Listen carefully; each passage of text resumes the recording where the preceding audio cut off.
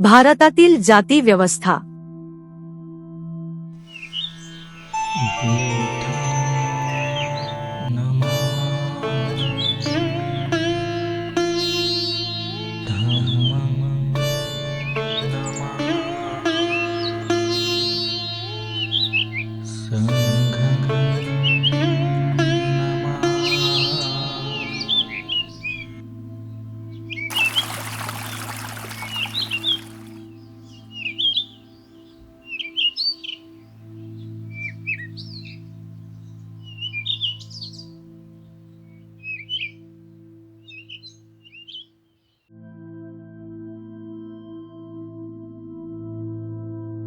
आपल्या संशोधनाच्या विषयाला सुरुवात करण्यापूर्वी जातीचे स्वरूप समजून घेणे हिताचे ठरेल. म्हणूनच जातीचा सखोल अभ्यास करणाऱ्या काही प्रमुख अभ्यासकांनी दिलेल्या व्याख्यांचा मी येथे आधार घेणार आहे. 1. फ्रेंच तज्ज्ञ श्री सेनार्ट जातीची व्याख्या अशी करतात: जात म्हणजे एक बंदिस्त संस्था, क्लोज कॉर्पोरेशन, जी तत्वतः तरी काटेकोरपणे वंशपरंपरागत असते, जिची स्वतःची अशी पारंपरिक आणि स्वतंत्र संघटना असते, ज्यात प्रमुख आणि परिषद यांचा समावेश असतो, जिचे सदस्य प्रसंगी पूर्ण अधिकार असलेल्या सभांमध्ये एकत्र येतात आणि विशिष्ट सणांच्या वेळी एकत्र जमतात, जी समान व्यवसायांनी, विशेषतः विवाह, खानपान आणि धार्मिक विधींमधील शुची-अशुचीच्या प्रश्नांशी संबंधित बाबींनी परस्परांशी जोडलेली असते, आणि जी आपल्या सदस्यांवर अधिकारक्षेत्राचा वापर करून नियंत्रण ठेवते.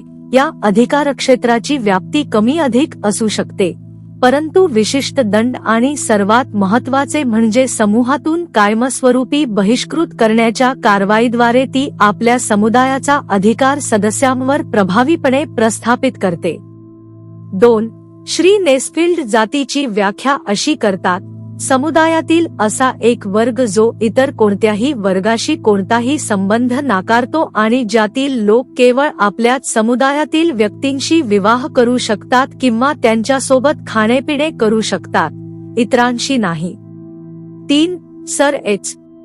रिस्ले यांच्या मते जात म्हणजे एकाच नावाचा वापर करणाऱ्या कुटुंबांचा किंवा कुटुंबांच्या समूहांचा संग्रह. हे नाव सहसा एखाद्या विशिष्ट व्यवसायाशी संबंधित असते किंवा तो व्यवसाय दर्शवते. या समूहातील लोक एखाद्या पौराणिक पूर्वजापासून, मानवी किंवा दैवी, आपला वंश उगम पावल्याचा दावा करतात, एकाच प्रकारचे व्यावसायिक कार्य करत असल्याचे मानतात आणि या विषयावर मत देण्यास सक्षम असलेल्या लोकांच्या मते ते एकसंध समुदाय म्हणून ओळखले जातात. 4. डॉक्टर केतकर जातीची व्याख्या अशी करतात: जात हा एक असा सामाजिक समूह आहे ज्याची 2 वैशिष्ट्ये आहेत. आई, याचे सदस्यत्व केवळ त्या व्यक्तींपुरते मर्यादित असते ज्यांचा जन्म या समूहातील सदस्यांपासून झाला आहे, आणि अशा प्रकारे जन्मलेल्या सर्व व्यक्तींचा यात समावेश होतो. 2. एका कठोर सामाजिक नियमाद्वारे सदस्यांना समूहाबाहेर विवाह करण्यास मनाई असते. आपल्या उद्देशासाठी या व्याख्यांचे पुनरावलोकन करणे अत्यंत महत्त्वाचे आहे. असे दिसून येईल की स्वतंत्रपणे विचार केल्यास या 3 लेखकांच्या व्याख्यांमध्ये एकतर अतिसमावेश किंवा अपुरेपणा आढळतो. त्यापैकी कोणतीही व्याख्या स्वतःहून पूर्ण किंवा अचूक नाही आणि सर्वांनीच जातीव्यवस्थेच्या कार्यपद्धतीतील मुख्य मुद्दा गमावला आहे.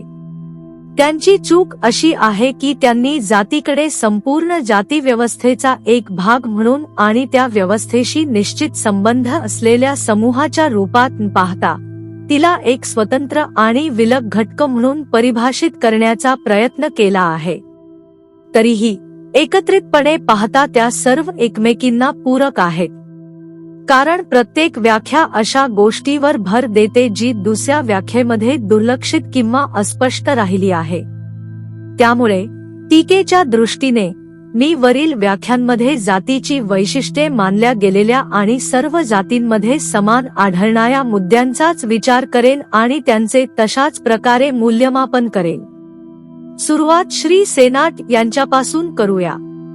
ते जातीचे एक वैशिष्ट्य म्हणून अस्पृश्यतेची किंवा विटाळाची कल्पना, आयडिया ऑफ पोल्युशन, याकडे लक्ष वेधतात.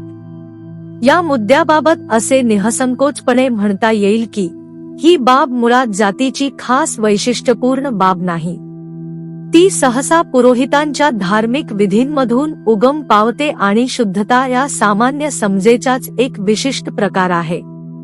परिणामी जातीच्या कार्यपद्धतीला कोणताही धक्का न लावता जातीचा या कल्पनेशी असलेला अनिवार्य संबंध पूर्णपणे नाकारता येतो.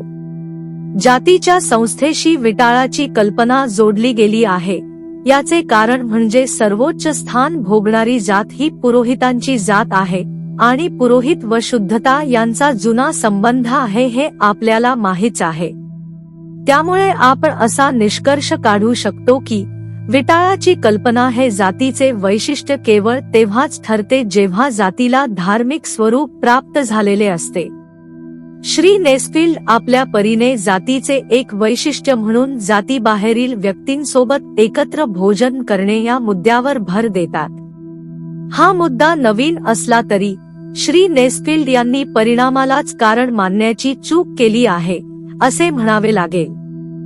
जात ही एक स्वयंपूर्ण आणि बंदिस्त सेल्फ एन्क्लोज्ड घटक असल्याने ती स्वाभाविकपणे सामाजिक देवाणघेवाण, ज्यात एकत्र भोजन इत्यादींचा समावेश होतो, केवळ आपल्याच सदस्यांपुरती मर्यादित ठेवते.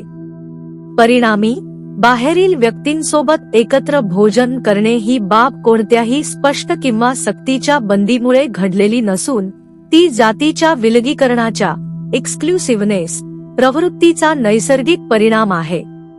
यात शंका नाही की विलगीकरणामुळे निर्माण झालेली ही एकत्र भोजन करण्याची प्रथा कालांतराने धार्मिक आज्ञेचे स्वरूप धारण करून प्रतिबंधात्मक बनली, परंतु ही नंतरच्या काळात झालेली वाढ किंवा बदल मानला पाहिजे.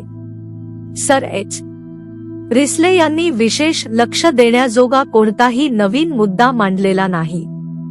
आता आपण डॉक्टर केतकर यांच्या व्याख्येचा विचार करूया, ज्यांनी या विषयाच्या स्पष्टीकरणासाठी मोलाचे कार्य केले आहे.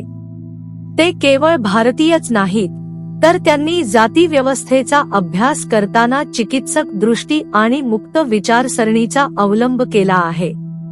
त्यांच्या व्याख्येचा विचार करणे आवश्यक आहे, कारण त्यांनी जातीची व्याख्या जाती व्यवस्थेच्या संदर्भात केली आहे आणि केवळ अशाच वैशिष्ट्यांवर लक्ष केंद्रित केले आहे जी एखाद्या व्यवस्थेमध्ये जातीच्या अस्तित्वासाठी अत्यंत आवश्यक आहेत.